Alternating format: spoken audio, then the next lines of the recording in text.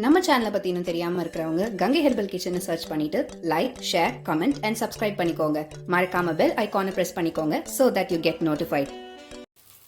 Hi viewers, வணக்கம். Welcome to Gangai herbal kitchen. இன்னைக்கு கவுனி அரிசி மாவில் வெஜிடபிள்லாம் சேர்த்து அடை பண்ணியிருக்கேங்க. இந்த மாவு எப்படி ப்ரிப்பேர் பண்ணுறோன்றத நம்ம வீடியோவில் கொடுத்துருக்கேன். டக்குன்னு நான் சொல்லிடுறேன் உங்களுக்கு. புதுசாக பார்க்குறவங்க போய் தேடி பார்க்க வேண்டான்றதுனால ஷார்ட்ஸில் எப்படி பண்ணணுன்றதை டக்குன்னு சொல்லியிருக்கேன். இப்போ நான் வீடியோவில் உங்களுக்கு எப்படி பண்ணுறதை டீட்டெயிலாக இந்த வீடியோ பார்த்த உடனே உங்களுக்கு பண்ணணும்னு தோன்ற மாதிரி கரெக்டாக சொல்லிடுறேன். சரிங்களா? கவுனி அரிசியை நல்லா புடைச்சிருங்க. புடைச்சிட்டு கழுவி ஒரு வெள்ளை துணியில் ஃபேன் காற்றுல காய வச்சுருங்க. எடுத்துட்டு உங்களுக்கு 1 கிலோ வாங்குறீங்கன்னு வச்சுக்கோங்களேன், ஒரு அரை கிலோ உப்புமா அந்த கஞ்சி வைக்கிறதுக்காக உடைச்சிக்கோங்க. அதில் நீங்கள் என்ன வேணால் பண்ணிக்கலாம். நம்ம சேனலை போய் செக் பண்ணி பாருங்கள். ஓகேங்களா? கஞ்சி குடிச்சிட்டு இல்லை மாவா திரிக்கலாம். இன்னும் கொஞ்சம் நேரம் மாவை ஊட்டிட்டிங்கன்னா இந்த மாதிரியான பதத்தில் உங்களுக்கு மாவு கிடைக்கும். இதை நீங்கள் என்ன பண்ணுங்கள், அப்படியே ஸ்டோர் பண்ணி வச்சாலும் சரி, இல்லை லைட்டாக சூடு காட்டிட்டு ஸ்டோர் பண்ணி வச்சுக்கோங்க. ஏன்னா இந்த கிளைமேட்டுக்கு வீணாகாமல் இருக்கும். நான் எப்பயுமே 1 கிலோ வாங்கிட்டு வருவேன். மந்த்லி 1 kg வாங்குவேன். எல்லா அரிசியிலையுமே நிறைய அரிசி வெரைட்டி உங்களுக்கு காமிச்சிருக்கேன். ஓகேங்களா? அந்த மாதிரி பண்ணி எடுத்து வச்சுக்கிட்டிங்கன்னா இந்த மாவை எடுத்துக்கோங்க. 1 கப்பு எடுத்துக்கிறீங்கன்னு வச்சுக்கோங்களேன். எந்த கப்போ, ஒரு டம்ளரோ ஒரு கப்போ ஏதோ எந்த பாத்திரத்தால் எடுக்கிறீங்களோ அதில் என்ன பண்ணுங்க, 1க்கு 2 தண்ணி, நல்லா குதிக்கிற தண்ணியை அந்த மாவில் கொஞ்சமாக உப்பு சேர்த்துட்டு அந்த கொதிக்கிற தண்ணியை ஊற்றி ஒரு ஸ்பூனால் கலக்கி அப்படியே மூடி வச்சிருங்க. அதை ஒரு 1/2 hour டிஸ்டர்ப் பண்ணாதீங்க. அதுக்குள்ளே நீங்கள் என்னென்ன காய்கறி இருக்கோ பொடியாக, ஒரு நிமிஷம் இருங்க, இதை திருப்பி விட்டுடுறேன்.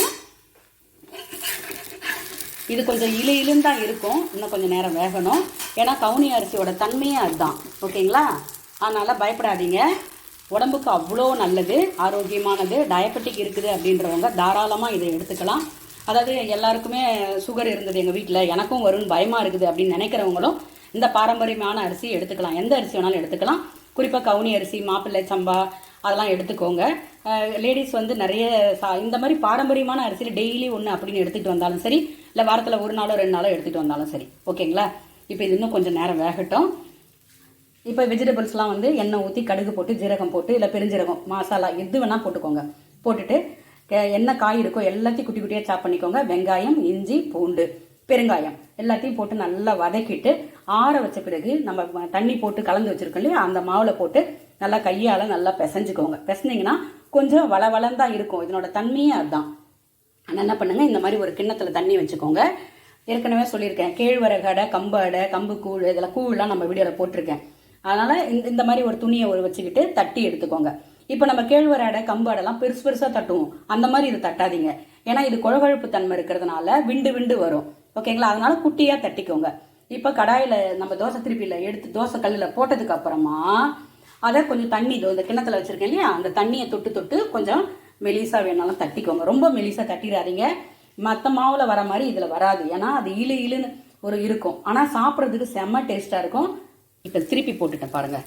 ஓகேங்களா? இப்போ நீங்கள் இதே மாதிரி தண்ணி தொட்டுட்டு அடுப்பு சிம்மில் வச்சுக்கிட்டு பரப்பிடுங்க. ரொம்ப மெலிசாக தட்டினீங்கன்னா வராது. ஓகேங்களா? ஏன்னா இந்த கவுனி அரிசியோட தன்மை குழகுழப்பு தன்மை தான், அதனால் வராது. ஓகே, இந்த மாதிரி ட்ரை பண்ணி பாருங்கள். காலையில் இந்த டிஃபனுக்கு சூப்பரான ஒரு காம்பினேஷனுங்க. இதோட வெஜிடபிளும் சேர்ந்துடும், அந்த கவுனி அரிசியும் நமக்கு உள்ளே போயிடும், இஞ்சி பூண்டு கரம் மசாலா எல்லாமே போயிடும். இஞ்சி பூண்டு பெரும்பாலும் போயிடும்.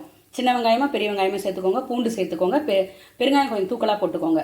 போட்டுட்டு நல்லா பிசைஞ்சு இதை மாதிரி தட்டி எடுத்துட்டு கெட்டி சட்னி, தேங்காய் சட்னியோட பண்ணிங்கன்னா சூப்பரான அருமையான ஒரு காலை உணவுங்க. நான் இதான் இன்னைக்கு பண்ணேன்.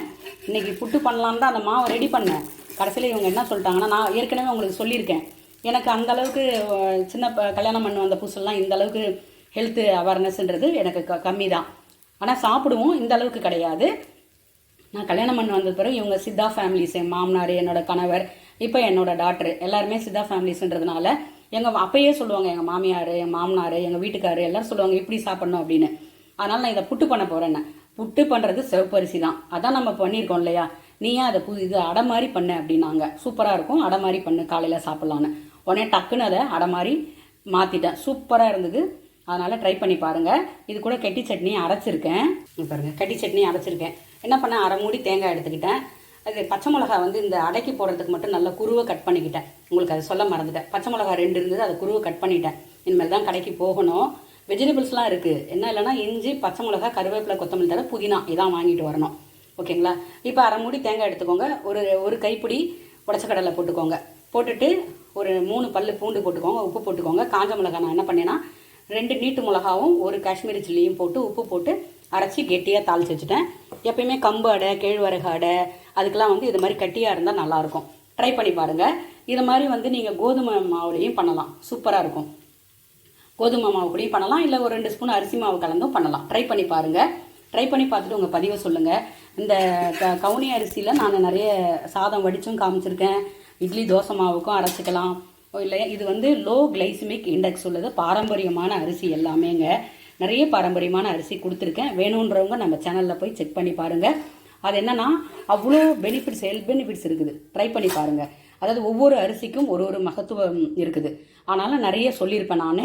பூங்கார அரிசி வந்து பெண்களுக்கு கர்ப்பப்பை சம்மந்தப்பட்ட நோய்க்கும் ரொம்ப நல்லாயிருக்கும். டெய்லி உணவில் எடுத்துகிட்டு வாங்க, அதை தான் நான் சொல்லுவேன். சரிங்களா? ட்ரை பண்ணி பார்த்துட்டு இங்கே பாருங்கள் எவ்வளோ சாஃப்டாக இருக்குது பாருங்கள். நல்லாயிருக்கும், வாசம் அப்படியே சூப்பராக இருக்குங்க. பாரம்பரிய அரிசி எல்லாமே. அதாவது தூயமல்லி அரிசியில் பொங்கல் போட்டிருக்கேன்.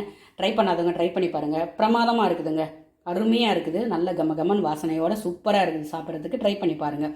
அதை சொன்னால் தான் தெரியும் அது தூயமல்லி அரிசின்னு. அப்படி இல்லைன்னா பச்சரிசியில் தான் பண்ணியிருக்கோம் அப்படின்னு தான் தெரியும். ஓகேங்களா? ட்ரை பண்ணி பார்த்துட்டு கவுனி அரிசியில் அடை ட்ரை பண்ணி பார்த்துட்டு உங்கள் பதிவை சொல்லுங்கள். மறக்காமல் சப்போர்ட் பண்ணுங்கள், சப்ஸ்கிரைப் பண்ணிக்கோங்க, ஷேர் பண்ணுங்கள், லைக் பண்ணுங்கள், கமெண்ட் பண்ணுங்கள். நன்றி.